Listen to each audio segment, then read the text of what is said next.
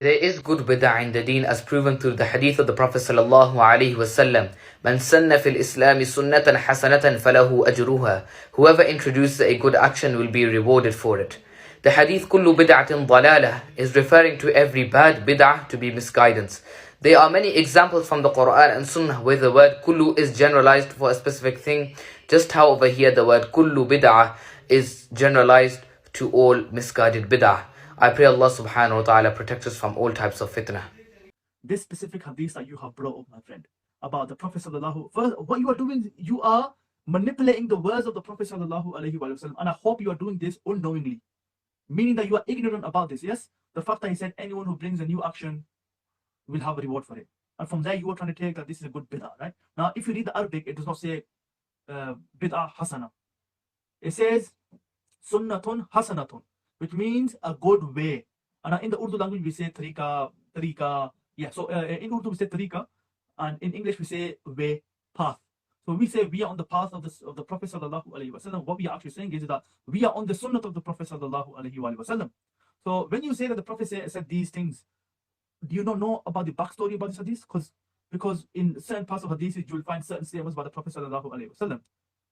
And you need to understand what these statements mean. Now, this specific statement that you've come out with, that you've quoted, this does not mean that you cannot you can't do a good bidah. Now, the backstory of this is that a man came to the Prophet sallallahu alaihi wasallam, and inshallah, when this video is done, I will post the references as well. Is that when this man came to the Prophet sallallahu alaihi wasallam and said to him that I have nothing. Basically, I have no proper clothes, no proper food.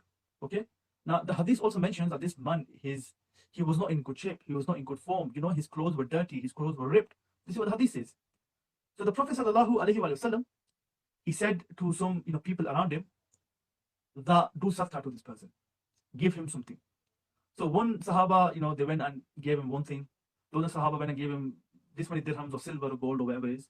A third one went and did this. And the hadith also mentions that when they brought all of this to that man was so happy, he was so happy. And then the Prophet sallallahu alaihi wasallam, with a smile on his face, he said, anyone who does a good action or starts a good action and people follow it, he will be rewarded for it. Now, for me, what do we understand?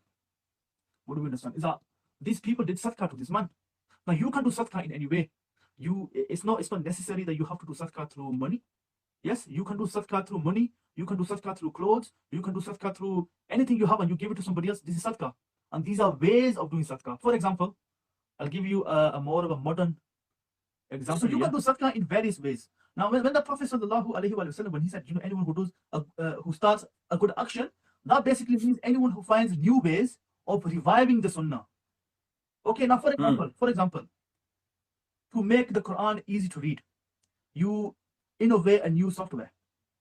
Okay, you innovate a way so people can understand the Quran. For example, people don't have access to books; they cost a lot of money. But you can create an application where you have all of these books in one application, and one person just needs to click on that one book so you can open it and read it. What you have done is you have acted upon that Sahih Muslim hadith where the Prophet said, the person who starts a new thing, a new action, and people follow it.